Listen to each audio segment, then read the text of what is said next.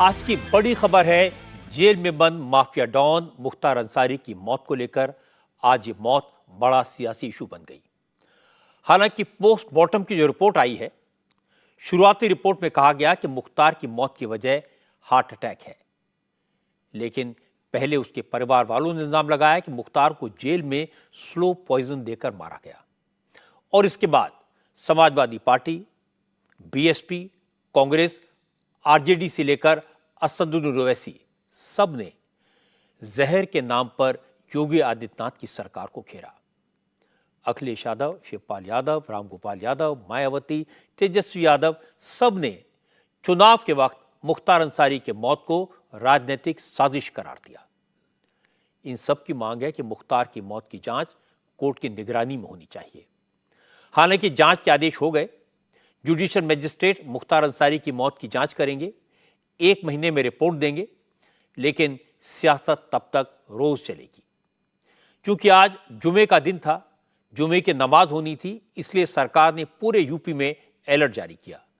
मऊ, गाजीपुर, आजमगढ़ और बनारस में खास तौर पर सुरक्षा के सख्त इंतजाम किए गए। भारी संख्या में पुलिस फोर्स और पैरामिलिट्री फोर्सेस की तैनाती की गई, इसलिए कहीं कोई गड़बड़ी या टेंशन नहीं हुई। लेकिन सवाल यह है कि इतने बड़े अपराधी की मौत पर सियासी आंसू क्यों बहाए जा रहे हैं? इसके पीछे क्या मकसद है, क्या राजनीति है? माफिया डॉन मुख्तार का एक दूसरा पक्ष भी आज सामने आया। जिनके परिवार वालों को मुख्तार ने मौत के घाट उतार दिया था, आज मुख्तार की मौत पर वो लोग कह रहे हैं कि उन्हें कोर्ट कचहरी से न्याय नहीं मिल सका, लेकिन ऊपर वाले ने आज इंसाफ कर दिया। हालांकि गाजीपुर में, खासकर मुख्तार के गांव मोहम्मदाबाद में आज तनाव है। मुख्तार के परिवार वाले क्या कहते हैं ये मैं आपको सुनवाऊंगा, लेकिन सबसे पहले आपको लेटेस्ट अपडेट दे देता हूं। मुख्तार अंसारी की डेड बॉडी को बांदा से गाजीपुर लाया जा रहा है। देर रात मुख्तार का शव उसके पुश्तैनी गांव पहुंच जाएगा। कब्रिस्तान में मुख्तार अंसारी के घर से 500 मीटर की दूरी पर कल सुबह नमाज जनाजा के बाद मुख्तार को सुपुर्द खाक किया जाएगा। गाजीपुर में मुख्तार के अंतिम संस्कार की पूरी तैयारी कर ली गई है। पूरे इलाके में भारी संख्या में पुलिस फोर्स तैनात है। पुलिस के बड़े बड़े अफसर खुद मौके पर मौजूद हैं। इलाके में इस वक्त पूरी तरह शांति है। आज शाम करीब 4 बजे बांदा के रानी दुर्गावती मेडिकल कॉलेज में पोस्टमार्टम के बाद मुख्तार अंसारी का शव उसके परिवार वालों को सौंप दिया गया। फिलहाल जो जानकारी मिली है उसके मुताबिक पोस्टमार्टम रिपोर्ट में मुख्तार की मौत की वजह हार्ट अटैक बताई गई है। उसका विसरा प्रिजर्व कर लिया गया है, जिसे फॉरेंसिक लैब भेजा जाएगा। यह खबर तो कल रात ही आ गई थी और मैंने आज की बात में आपको बताया था कि बांदा की जेल में मुख्तार अंसारी की तबीयत अचानक बिगड़ गई थी। वो बैरक में बेहोश हो गया था, इसलिए उसे तुरंत मेडिकल कॉलेज लाया गया था। 9 डॉक्टर्स की टीम ने उसका इलाज किया, लेकिन उसे बचाया नहीं जा सका। जैसे ही कल रात मुख्तार की मौत की खबर फैली तो गाजीपुर में उसके घर के पास सैकड़ों लोगों की भीड़ जमा हो गई। हालात को देखते हुए दूसरे जिलों की फोर्स और पैरामिलिट्री फोर्सेस की तैनाती वहां कर दी गई। मुख्तार अंसारी के 2 बेटे हैं। बड़े बेटे का नाम है अब्बास। 22 साल के अब्बास पर भी 8 केसेस दर्ज हैं। वो फिलहाल जेल में है। उसका दूसरा बेटा 26 साल का उमर अंसारी भी जमानत पर है। पिता की मौत की खबर सुनकर मुख्तार अंसारी का छोटा बेटा उमर अंसारी रात में ही बांदा पहुंच गया था। उमर अंसारी ने कहा उसके पिता की मौत एक बड़ी साजिश है। मुख्तार अंसारी कई दिनों से कह रहा था कि उसे जेल के खाने में स्लो पॉइजन दिया जा रहा है। कोर्ट में भी उसने ये बात कही थी। उमर ने कहा इसके बाद भी कुछ नहीं हुआ।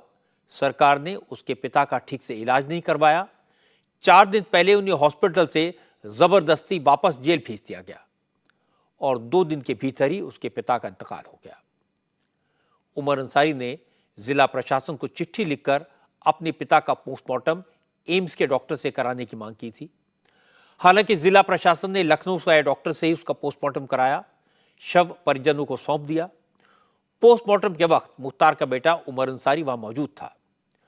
शुरुआती पोस्टमार्टम रिपोर्ट में बताया गया कि मुख्तार की मौत दिल का दौरा पड़ने से ही हुई है, लेकिन मुख्तार के बेटे ने कहा कि पिछले 10-15 दिन में जो हुआ उसके बाद उसे तो इस बात में कोई शक नहीं है कि उसके पिता की मौत नेचुरल डेथ नहीं है, इसके पीछे साजिश है। क्या लग रहा है, इसको बताने से क्या फायदा? ये माननीय न्यायालय में बता रहे हैं। जी जी जी। माननीय न्यायालय के समक्ष विधायक जी ने लिख कर दिया, 19 तारीख को उनको खाने में जहर दिया गया। क्या हो गया? तबीयत बिगड़ी, आईसीयू लाए गए, बीमार थे। 12 घंटे के अंदर इतना प्रेशर पड़ा कि डॉक्टर स्वतंत्र रूप से इलाज भी नहीं कर पाए। आईसीयू से आप लोगों ने कभी नहीं सुना होगा कि आईसीयू से इंसान वार्ड में जाता है, प्राइवेट वार्ड में जाता है, या आईसीयू के बाद जो यूनिट होता है उसमें जाता है। यहाँ आईसीयू के बाद सीधा तन्हाई बैरिक जेल की, और तन्हाई बैरिक जेल की, और उसका आलम ये है कि आज प्रशासन हार्ट अटैक हुआ उनको, और हार्ट अटैक के बाद जो सब बात आप लोग के सामने। मैंने चेहरा देखा है सिर्फ, और जो हम लोगों को पापा ने खुद बताया है उसके मुताबिक यही है कि उनको स्लो पॉइजन दिया जा रहा था, जिसको वो कई बार से माननीय न्यायालयों में, बल्कि अब तो सारे देश में सब मीडिया के माध्यम से सबको ये बात जान चुका है कि हम पूरा परिवार हमारा और खुद हमारे फादर इस बात को कहते रहे कि हमें जहर दिया जा रहा है। इसके बाद मुख्तार अंसारी के बड़े भाई सिबगतुल्लाह अंसारी ने भी सरकार और प्रशासन पर मुख्तार की हत्या की साजिश का इल्जाम लगाया। सिबगतुल्लाह ने कहा कि जो भी मौजूदा हुकूमत की मुखालफत करता है उन सबको एक एक करके निपटाया जा रहा है। पिछले साल रमजान में अतीक अहमद और उसके भाई अशरफ को मार दिया गया। इस रमजान में मुख्तार को मार दिया गया। 1-1.5 महीने से वो परेशान थे और अपनी बीमारी के लिए, अपनी साथ जो हो रही साजिशें उसके लिए वो माननीय सर्वोच्च न्यायालय, उच्च न्यायालय सब में लिख के देते रहे वकीलों के जरिए, लेकिन कोई उनको प्रॉपर न इलाज दिया गया और न उन साजिशों के खिलाफ कोई जांच बिठाई गई। अब उस दिन तो उमर गिड़गिड़ाता रहा कि हमें बाहर शीशे ही से दिखला दीजिए, लेकिन नहीं दिखाया। कहा नहीं कल आना, और फिर कल को जब गया तो फिर कह दिया नहीं अगले हफ्ते आना। तो सारे लोग साजिश में थे कि ऐसा हो जाए। मौत तो बहरहाल अल्लाह के हाथ में है, लेकिन बहाना तो कोई बनता है कि अब इंसानियत नहीं रह गई। जो भी सत्ता के लोगों के खिलाफ कोई दीवार बन सकता है उनको रास्ते से हटाओ, जैसे भी हटा सकते हो हटाओ। वो हो रहा आज पूरे मुल्क में, पूरे सूबे में। यही रमज़ान का ही ज़माना था पिछले साल। मरहूम अतीक भाई और उनके भाई को शहीद किया गया, इसी रमज़ान में मुख्तार को भी। ये सही है कि एक हफ्ता पहले मुख्तार अंसारी ने 21 मार्च को मऊ के चीफ जुडिशियल मजिस्ट्रेट से कंप्लेंट की थी कि बांदा जेल में उसे स्लो पॉइजन देकर मारने की कोशिश की जा रही है। मुख्तार ने अपनी पिटीशन में कोर्ट से शिकायत की थी कि 19 मार्च को उसके खाने में जहर मिलाकर उसे मारने की कोशिश की गई। इससे पहले भी उसे बांदा जेल में 2 बार मारने की कोशिश की जा चुकी है।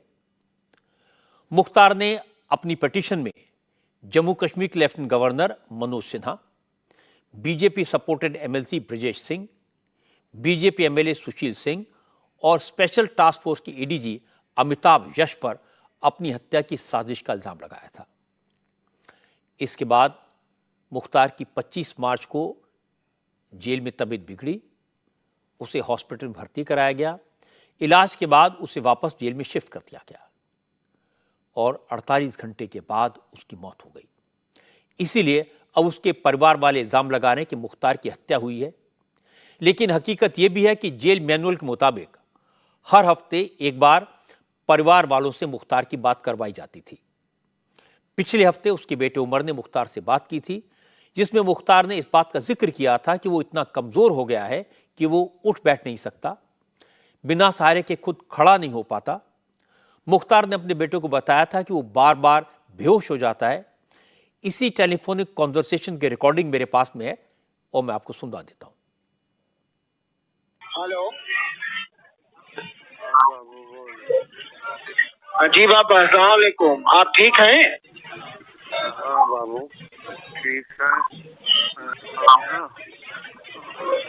18 तारीख से बाद से पाक ही नहीं है, रोजा ही नहीं है, न एक वक्त की नमाज पढ़ो। जी हम बेहोशी टाइप हो जा रहे हैं। और हाँ बाबा, बिल्कुल बहुत कमजोर हो गए आप। हमने देखा, वीडियो में देखा हमने, जब आप डिस्चार्ज हुए हैं तो न्यूज वाले दिखा रहे थे। पापा हम यहीं कोर्ट में ही हैं, हम मुलाकात की परमिशन करा रहे हैं यहाँ। अपने बेटे के साथ मुख्तार अंसारी की बातचीत से इतना तो साफ है कि मुख्तार कमजोर हो गया था, बार बार बेहोश हो जाता था। वो शुगर का पेशेंट था, हार्ट की प्रॉब्लम थी, पेट में भी कई तरह की बीमारियां थी, लेकिन फिर भी उसकी मौत पर सवाल उठाए जा रहे हैं। लेकिन इन सवालों का जवाब मिलना चाहिए। जांच की मांग की जा रही है और हमारे कानून में इसका प्रावधान है।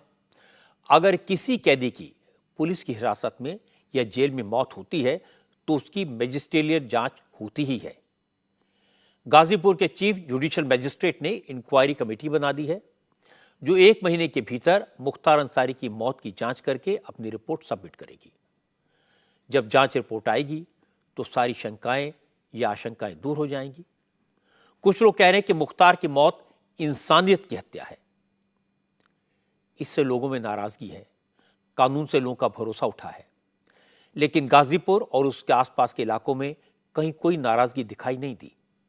उल्टे उन परिवारों को राहत मिली जिनके अपने मुख्तार के जुल्मों के शिकार हुए, जिन लोगों की जान मुख्तार और उसके गैंग ने ली थी, जिन बच्चों को उसने अनाथ किया था, जिन महिलाओं का सुहाग उजाड़ा था। आज उन सब लोगों ने कहा उन्हें लंबे इंतजार के बाद ऊपर वाले ने इंसाफ दिया है।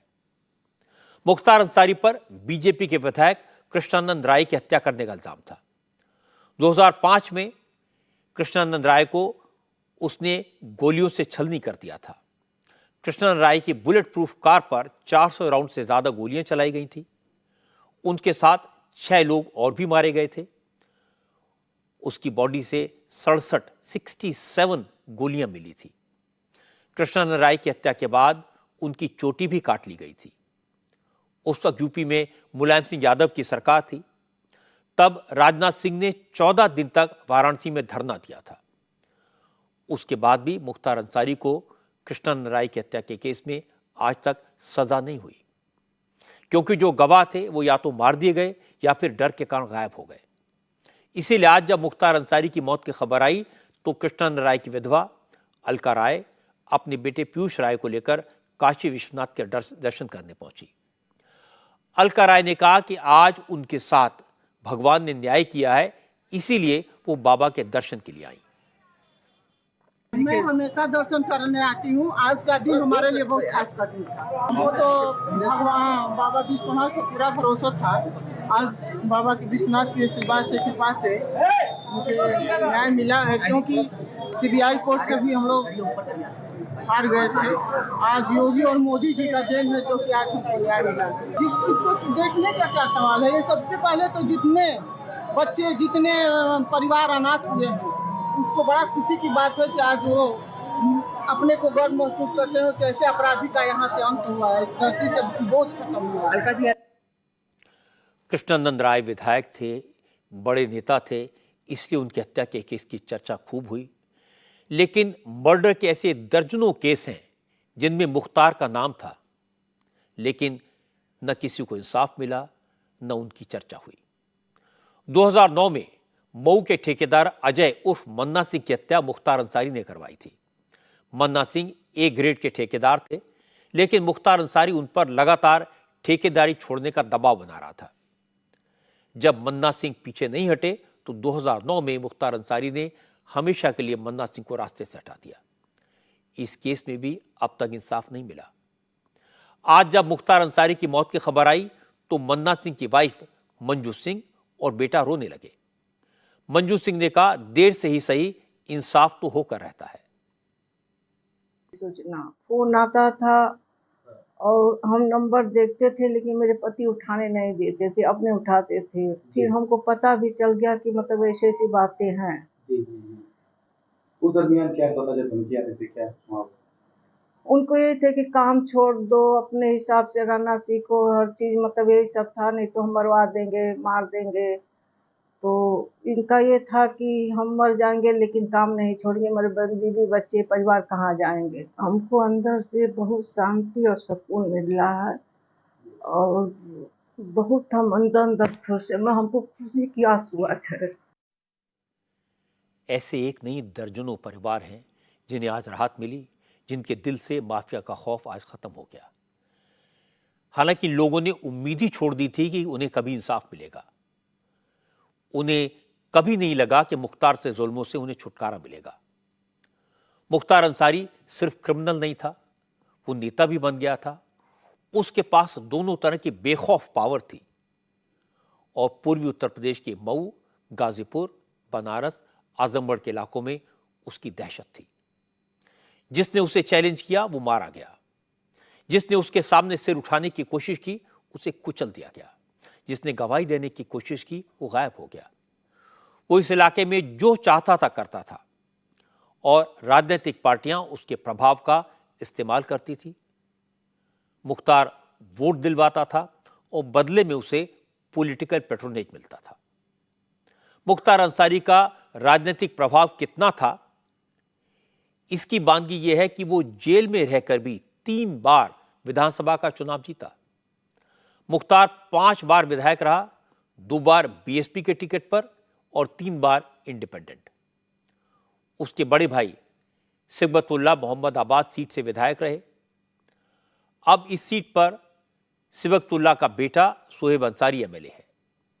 मुख्तार के दूसरे भाई अफजाल अंसारी पहले विधायक रहे।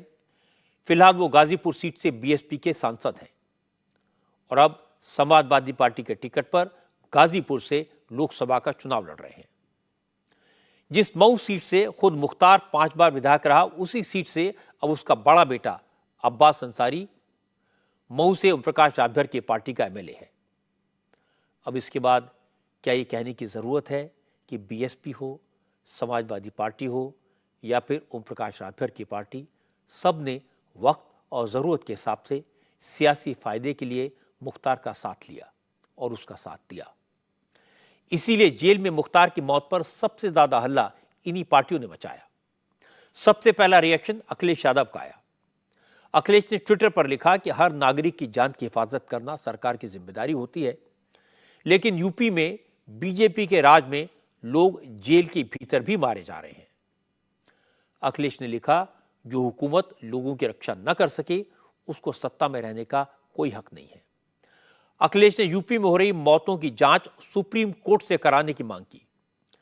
इसके बाद रामगोपाल यादव और शिवपाल यादव से लेकर आदित्य यादव तक उनकी पार्टी के सभी नेताओं ने मुख्तार की मौत पर योगी आदित्यनाथ सरकार को घेरा।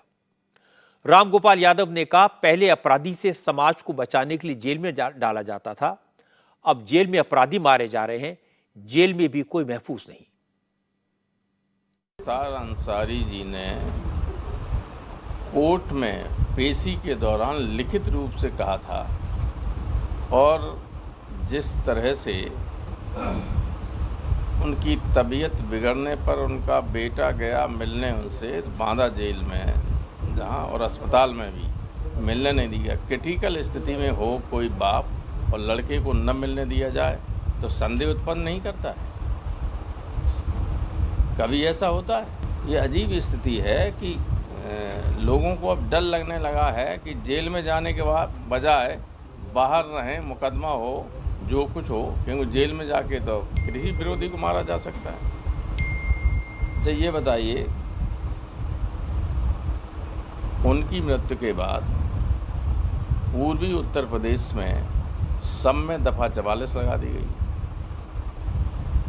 फ्लैग मार्च हो रहा है, पुलिस का, पीएसी का, सीआरपी का। सरकार के अंदर डर है, चोर है, इसीलिए तो सारी तैयारी की जा रही। भाई सामान्य डेथ होती तो कहाँ आंदोलन होता, कहाँ कोई सड़क पर निकलता है, लेकिन उनको डर है कहीं ऐसा न हो, पहले ही से चल रहा था। अफजाल अंसारी ने 2 दिन पहले कहा था, सब आप जानते, सब उसका बयान चल रहा है, उन्होंने पहले भी कहा था। मुख्तार अंसारी ने पहले लिख के दिया हुआ था, तो जब लिख के दिया था तो उसकी जांच होनी चाहिए थी। इसके बाद शिवपाल ने कहा मुख्तार अंसारी का परिवार तो आज़ादी की लड़ाई में भी शामिल रहा था। शिवपाल ने कहा मुख्तार की मौत संदिग्ध है, अब इसकी जांच कोर्ट की निगरानी में होनी चाहिए। देखिए, इस परिवार से हमारे बहुत अच्छे रिश्ते थे और ये परिवार शायद आज़ादी की लड़ाई में भी इस परिवार का बहुत बड़ा योगदान था। तो देखिए, इनकी मौत संदेह के घेरे में है। तो देखिए, न्यायालय को इसमें स्वयं रुचि लेना चाहिए। अगर जेल में किसी की मृत्यु होती है तो उसकी जिम्मेदारी प्रशासनिक अधिकारी, जेल से लेकर के सरकार से लेकर सबकी जिम्मेदारी है। शिवपाल यादव की बात सही है कि मुख्तार अंसारी का परिवार आज़ादी से पहले भी राजनीति में एक्टिव था और आपको जानकर हैरानी होगी कि मुख्तार के दादा मुख्तार अहमद अंसारी आज़ादी से पहले कांग्रेस के बड़े नेता थे और 1927-28 में कांग्रेस के अध्यक्ष रहे थे। मुख्तार के पिता सुबहानुल्लाह अंसारी भी कम्युनिस्ट पार्टी के नेता थे, लेकिन इन लोगों का कोई क्रिमिनल रिकॉर्ड नहीं था, उन पर कोई आरोप नहीं था और इसलिए उनकी तुलना मुख्तार अंसारी से करना ठीक नहीं होगा। हैरानी की बात यह भी है कि ज्यादातर विरोधी दलों के नेता मुख्तार अंसारी की मौत को राजनीतिक रंग देने की कोशिश कर रहे हैं। आज मायावती ने भी कहा कि मुख्तार की मौत पर उनके परिवार ने जो आरोप लगाए हैं उनकी जांच होनी चाहिए। मायावती की पार्टी के सांसद श्याम सिंह यादव ने कहा अब मुख्तार की मौत की किसी तरह की जांच का कोई मतलब नहीं है, क्योंकि बात साफ है कि बीजेपी सरकार मुसलमानों को टारगेट करके एक एक करके उनका खात्मा कर रही है। मुख्तार अंसारी की मौत से ऐसा लगता है कि सरकार कानूनी ढंग से नाकामयाब रहने पर मनमानी ढंग से एक खास वर्ग या मजहब के लोगों को, विरोधियों को मार रही है। मुख्तार अंसारी की मौत के बाद कांग्रेस ने भी यूपी की कानून व्यवस्था पर सवाल उठाए। अधीर रंजन चौधरी ने कहा यूपी में लॉ एंड ऑर्डर इस कदर खराब है कि अब जेल के बाहर तो छोड़िए, जेल के भीतर भी कोई सुरक्षित नहीं है। उत्तर प्रदेश में बहुत कुछ होते हैं, जिसको लगे उसको गोली से भून दिया जाते हैं और एक धब्बा लगाए जाते हैं। कोई क्रिमिनल होते हैं, कोई भागने की कोशिश की वगैरह वगैरह बहाना बनाते हुए उत्तर प्रदेश में एक दहशत की महल पैदा होते हैं। हम सब जानते हैं, क्योंकि जेल खाना के अंदर जब पुलिस हिरासत में रहते हैं तब भी लोगों को गोली से भून दिया जाते हैं। ये हिंदुस्तान में और कहीं नहीं है, जो उत्तर प्रदेश में है। तो उत्तर प्रदेश में ये दहशतगर्द चलते आते हैं, आज भी ये चल रहे हैं। मुख्तार की मौत पर तेजस्वी यादव ने कहा कि जिन हालात में मुख्तार की मौत हुई वो सवालों के घेरे में है।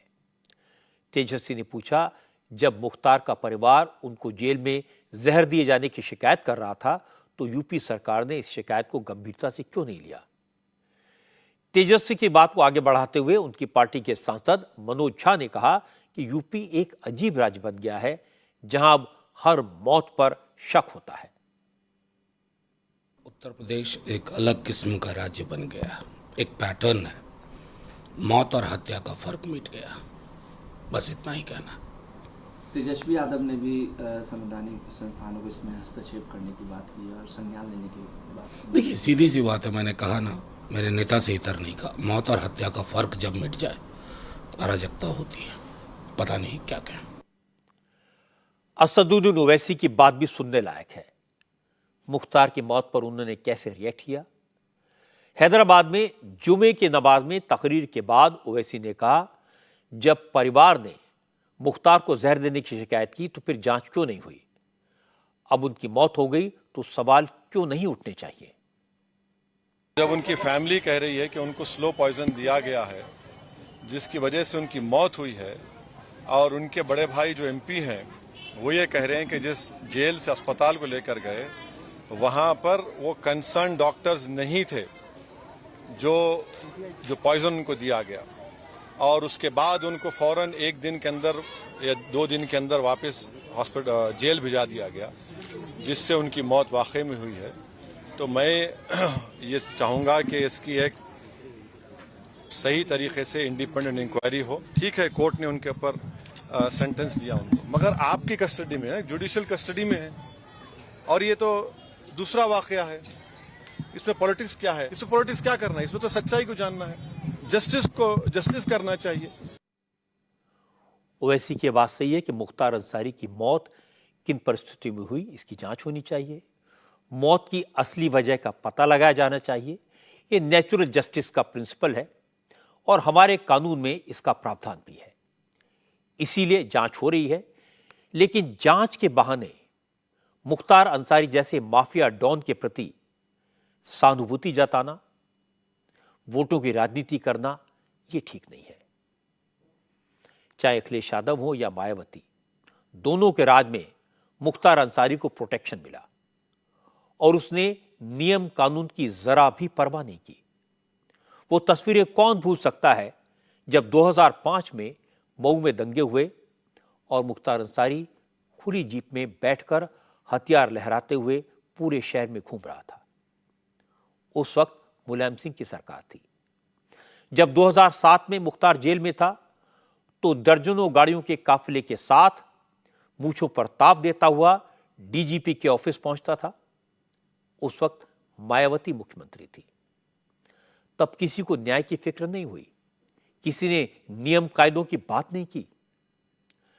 आज कांग्रेस के नेता भी मुख्तार अंसारी की मौत पर बयानबाजी कर रहे हैं, लेकिन आज जो कांग्रेस के प्रदेश अध्यक्ष हैं अजय राय, 1991 में उनके भाई अवधेश राय की हत्या मुख्तार अंसारी ने करवाई थी।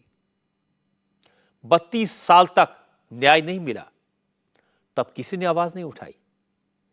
इस केस में 32 साल के बाद योगी आदित्यनाथ की सरकार के वक्त पिछले साल मुख्तार अंसारी को उम्र कैद की सजा हुई और उसी केस में वो सजा काट रहा था।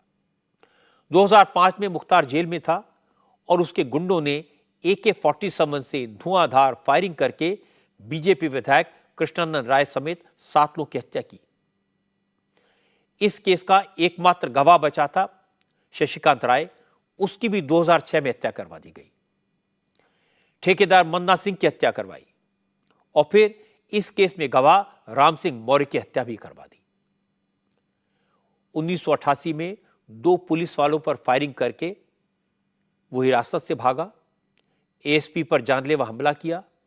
जिस पुलिस अफसर ने मुख्तार अंसारी के गुंडों के कब्जे से ऑटोमेटिक राइफल जब्त की, उसने मुख्तार के खिलाफ पोटा लगाया, लेकिन मुख्तार का कुछ नहीं बिगाड़ सका।